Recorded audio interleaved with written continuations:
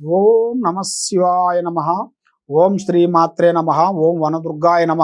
ఓం లక్ష్మీదేవతాయ నమ. ఓం కొండదేవతాయ నమ. ఓం శ్రీమాత్రే నమ. ప్రజలందరికీ నమస్కారము. చాలా మందికి చాలా విధానాలుగా చాలా డౌట్లు ఉంటాయి. మరి పూజా బలం అనేది దేవుడికి గుడికెళ్ళినప్పుడు మనం ఎన్నో పూజలు చేస్తుంటాము. దేవుడి గుళ్ళకి వెళ్తుంటాము, ఆడవాళ్ళు వెళ్తుంటాము, మగవాళ్ళు వెళ్తుంటాము. మరి ఇంట్లో ఎవరు పూజా బలం చేస్తే ఇంటికి చాలా వరకు బాగుంటుంది, ఆడవాళ్ళు చేస్తే బాగుంటుందా, మగవాళ్ళు చేస్తే బాగుంటుందా అనేది చాలామందికి చాలా సందేహాలు ఉన్నాయి.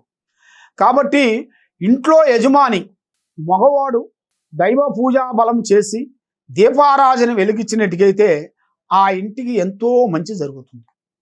ఆ ఇంటికి, ఆ కుటుంబానికి, ఆ పిల్లలకి, భార్యాభర్తలకి, వాళ్ళు చేసే పనులకి, వాళ్ళు చేసే ఉద్యోగాలకి తప్పకుండా విజయవంతమయ్యే మార్గాలు కూడా చాలా వరకు కనబడుతున్నాయి. కాబట్టి మగవాళ్ళు చేస్తేనే శ్రేష్టం. కాబట్టి ఆ భగవంతుడు దయ వల్ల మెయిన్గా మీరు చేయాల్సిన పూజా బలాలు ఎన్నో ఉంటాయి. మరి కొన్ని కార్యక్రమాల వల్ల మగవాళ్ళు కొన్ని పనుల ద్వారాగా పొద్దున్నేసి కొన్ని వెళ్ళిపోతుంటారు. కాబట్టి వాళ్ళు వెళ్ళినా వచ్చినా కూడా వాళ్ళు చేయాల్సిన విధానం అనేది తప్పకుండా వాళ్ళ దీపారాధన చేసినట్టుకైతే వాళ్ళకి చాలా వరకు మంచిగా, వాళ్ళ కుటుంబానికి వాళ్ళకి చాలా వరకు మంచి జరుగుతుంది, మనశ్శాంతి కలుగుతుంది. కాబట్టి మరి ఏ కార్యక్రమం చేసినా, ఏ పని చేసినా కూడా తెలియక ఎన్నో తప్పులు చేస్తుంటాం. తెలిసి మనం తప్పు చేయకూడదు. దేనికైనా ఒక నమ్మకం. తొక్కితే రాయి, మొక్కితే దేవుడు.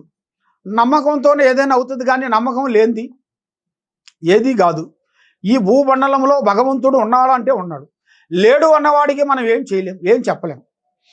కాబట్టి భగవంతుడు అనేది ఏ రూపంలో ఎలా వస్తాడనేది చెప్పలేం.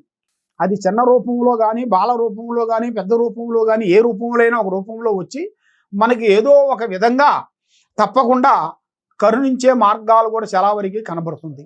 కాబట్టి మీరు ఎక్కడెక్కడో పోయి జ్యోతిష్యం చెప్పించుకొని నిరాశ చెంది ఉన్నారు. కాబట్టి తప్పకుండా ఈ కింద ఉండాల్సిన నెంబర్కి సంప్రదించినట్టుకైతే మీ పేరుని బట్టి, మీ సమయాన్ని బట్టి, మీ జాతక యోగాన్ని బట్టి, మీ కుటుంబ లక్షణాన్ని బట్టి ఏమి జరుగుతుంది, ఏమి జరగబోతుంది అనేది చూసి చెప్పగలుగుతాము.